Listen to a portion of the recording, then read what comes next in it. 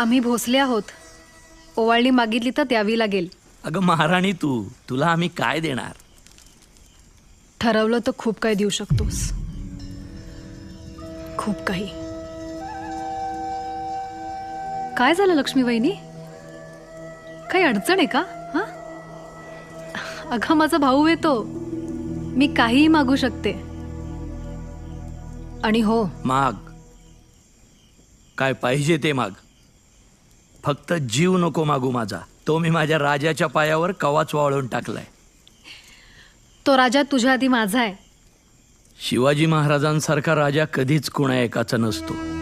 तो एकाच वेळी समद्या रयतेचा असतो. असं पाहिजे ते माग. नक्की?